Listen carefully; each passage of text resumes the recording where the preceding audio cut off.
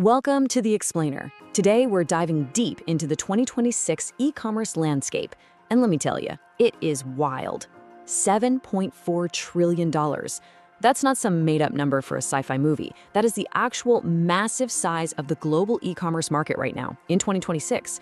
But, the big numbers, they aren't the real story here.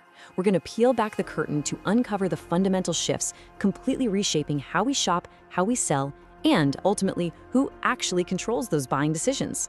So, here's our roadmap for today. We're going to cover the new e-commerce landscape, the age of agentic commerce, where shopping actually starts, the shift in shopper psychology, the deep structural crises, and finally, the 2026 survival guide. Let's get to it. All right, let's dive right in. Part 1, the new e-commerce landscape, an era of operational maturity. So we are officially out of that explosive, chaotic, pandemic-era growth phase. The market has grown up, and we're looking at a highly disciplined environment. $7.41 trillion. That is the jaw-dropping projected global e-commerce market size for 2026. What we're really seeing now is structured, sustained growth. The market is just chugging along, expanding at roughly 8% every single year. It's predictable, it's disciplined, and the sheer volume is just absolutely massive. But hold on a second. I actually want to put that massive trillion-dollar number aside for a minute to give you some real perspective. Take a look at this, the global retail market share. Notice that blue slice?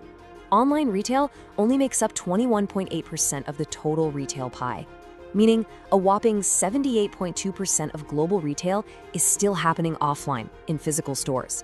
So if you were sitting there thinking the digital market was totally saturated, well, this proves the exact opposite.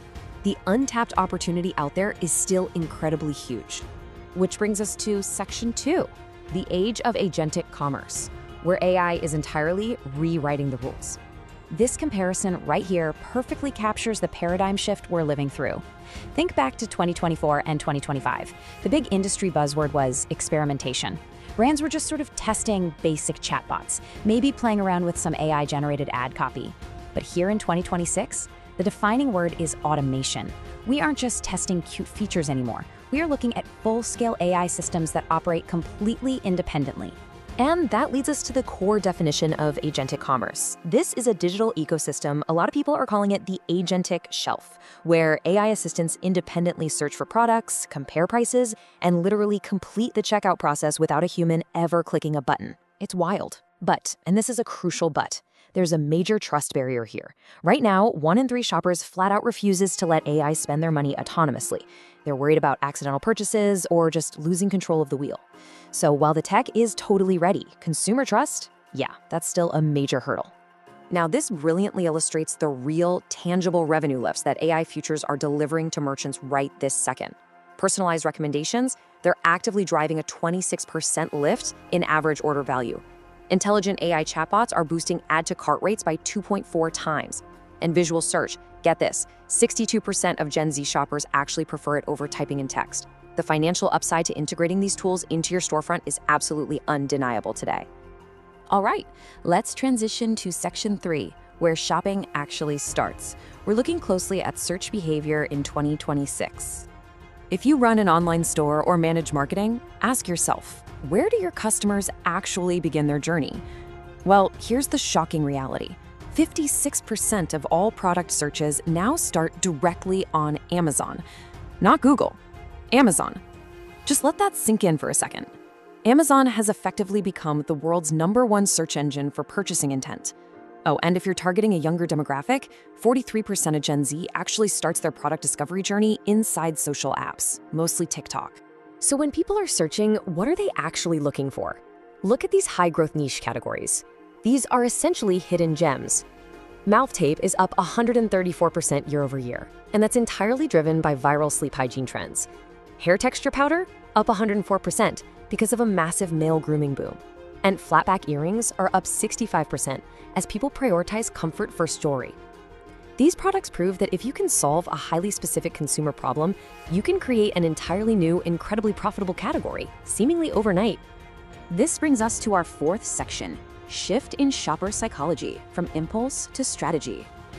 We really need to thoughtfully examine the deep psychological changes happening in the market right now.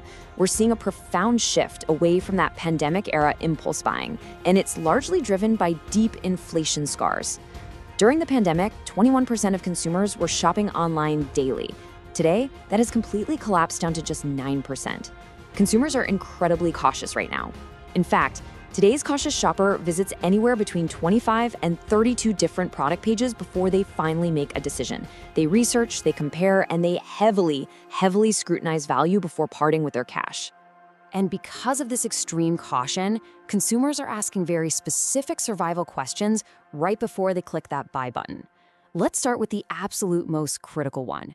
What's the return policy for this specific item? An overwhelming 77% of shoppers verify the return policy before they even consider completing a purchase. Let me be crystal clear here. If your return policy is unclear, if it's hidden, or if it's punishing, you are losing the sale at the very last step.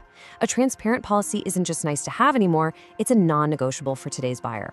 The next massive expectation and a huge point of friction is all about shipping. Consumers are constantly asking, is same-day or next-day delivery available for this? And here's why they're asking.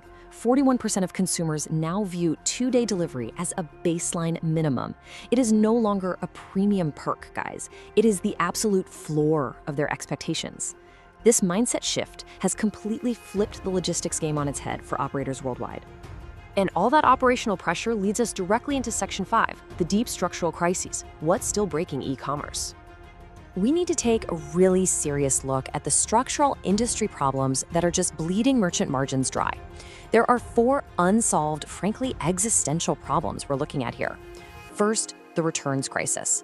We're talking about an astronomical 30% return rate across the industry.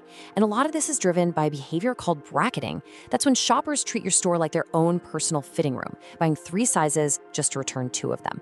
Second, data silos. These result in broken customer histories and completely destroy lifetime value. Third is the free shipping trap. Customers are demanding free shipping, while carrier logistics costs are simultaneously rising by 8 to 12%. It's a real squeeze.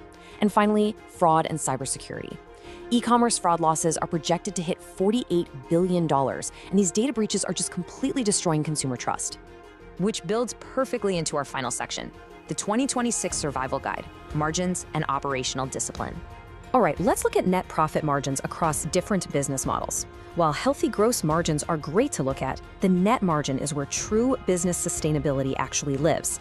General e-commerce sits at a 21.7% net margin. Private label is slightly higher at 23.9%. Dropshipping drops down to 18.3%, but look at print on demand. It currently holds the highest true sustainability with a remarkable 26.6% net margin.